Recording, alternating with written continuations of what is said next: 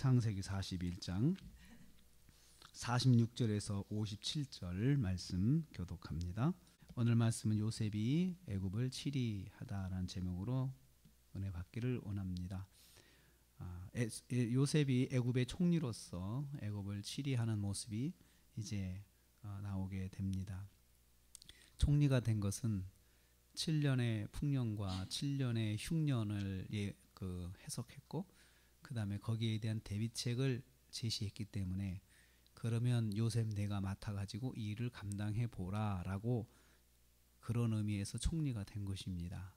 그러려면 반드시 풍년도 오고 흉년도 오고 그래야 합니다. 만약에 그런 사건이 없으면 요셉이 총리가 된 것은 불안할 것입니다.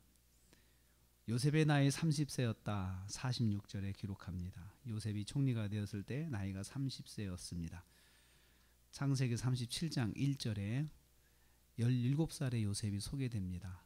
그래서 형들에게 양을 치는 형들을 찾아가서 신부로 맞던 때가 17살이다 라고 하니까, 그때 17살 때 그 나이에 꿈을 꾸고 형들에게 이제 팔려서 애굽으로 오게 됐는데 30세가 된 것입니다.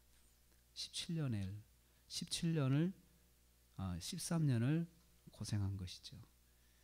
노예로서 팔려가서 고생을 한 때가 13년이었습니다. 그랬던 요셉이 애굽 온 땅을 치리하는 총리의 삶을 이제 시작하게 된 나이가 30세가 되었습니다. 하나님께서 요셉을 세우신 것이죠.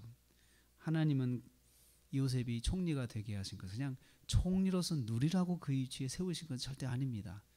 그것은 요셉은 알지 못하지만 하나님의 계획과 섭리가 있었습니다. 하나님은 먼 뒷날에 하나님의 계획을 세우시기 위해서 요셉을 사용하신 것입니다.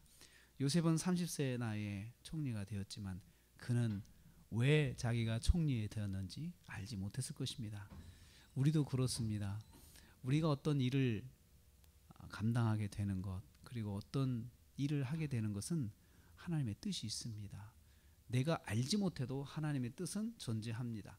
내가 깨닫지 못해도 하나님의 뜻과 계획은 내 삶에 있는 것입니다. 그렇기 때문에 우리가 항상 어떤 일을 만나게 됐을 때 그 일 속에 하나님이 무슨 계획을 가지고 계신지 한번 물어보고 진지하게 하나님 앞에 나가야 됩니다. 요셉은 13년의 고난 끝에 총리로서의 삶을 새 출발하게 됩니다. 두 번째로 요셉의 해몽대로 7년의 풍년이 왔습니다. 47절에 보니까 진짜로 풍년이 왔습니다. 7년의 대풍년이 왔습니다. 그 수를 셀 수 없을 정도로 많은 곡식을 거두게 되었다, 그렇게 말하고 있습니다. 요셉은 곡식의 가격을 조절하기 위해서 국비로 매수해서 국고에 쌓아두게 됩니다. 참 셀 수 없을 정도로 많은 곡식을 거두게 됐고, 그리고 그렇게 되면은 가격이 폭락하잖아요. 가격이 폭락하면은 국가에서는 가격 조절을 위해서 사들일 수밖에 없습니다. 그래서 계속해서 사들여 가지고 국민들을 보호를 해야 되니까, 그리고 국민들은 남는 것은 다 파는 거죠. 팔아서 이제 국가가 짐을 다 지게 되었습니다. 요셉은 생각합니다. 앞으로 7년 후가 되면은 7년 흉년이 올 것인데, 요셉은 알기 때문에 이것을 사들이면서도 부담이 되지 않았을 것입니다. 거기에 두 아들을 얻었다라고 말씀합니다.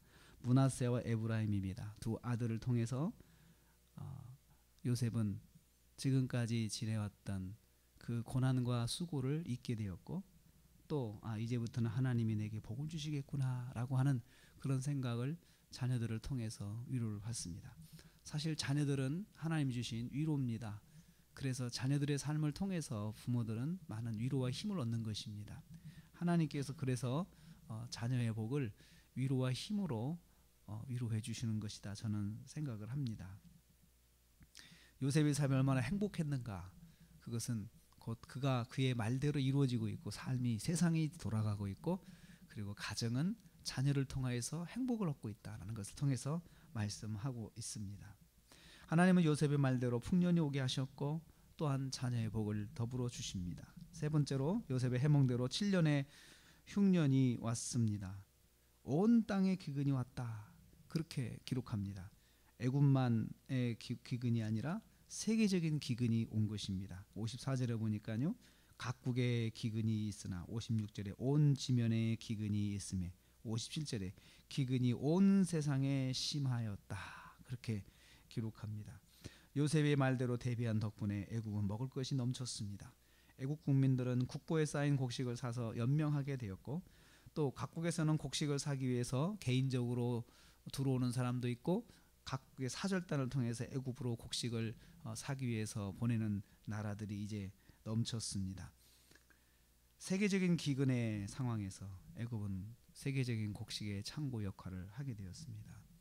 그래서 애국이 많은 경제적인 부흥을 이 기근 속에서 얻게 된 것입니다. 그래서 성경에 기록되지 않았지만 요셉은 세계적인 경제인이 되어서 애굽의 이상을 높였다라고 생각을 합니다. 이러한 상황 속에서 저렇게 준비한 사람이 누굴까?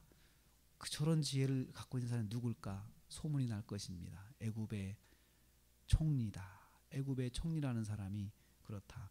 그래서 가나안까지 소문이 쫙 났을 것입니다. 그런데도 왜 몰랐느냐? 이름을 바꿨잖아요.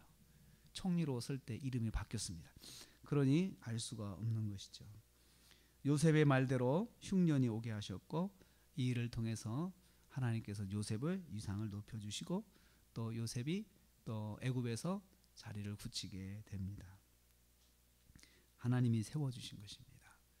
저는 이걸 통해서 하나님이 세워주시면 하나님이 하시면 우리가 생각하지 못하는 우리가 계획하지 못하고 우리가 상상할 수 없을 정도의 하나님의 역사가 있다는 것을 우리는 깨닫게 됩니다. 오늘 우리가 하루를 시작합니다. 하나님께서 저와 여러분과 함께 하십니다. 하나님이 세워주신 요셉의 모습처럼 저와 여러분도 하나님을 의지하면 또 하나님께 의지하고 하나님을 붙잡고 나가면 하나님께서 반드시 세워주십니다. 그것을 성경이 우리에게 말씀하고 있습니다. 그렇기 때문에 어떤 문제가 있을 때 하나님을 의지하십시오. 그리고 하나님이 주신 지혜와 깨달음대로 행동을 취하십시오. 그러면 그 하나님이 세워주시는 것을 내가 경험할 수가 있습니다. 애굽의 총리로 요셉을 세우신 하나님, 저와 여러분과 오늘도 함께 하시는 하나님입니다. 이 하나님과 동행하여 오늘도 승리하신 저와 여러분 되시기를 주님의 이름으로 축복합니다.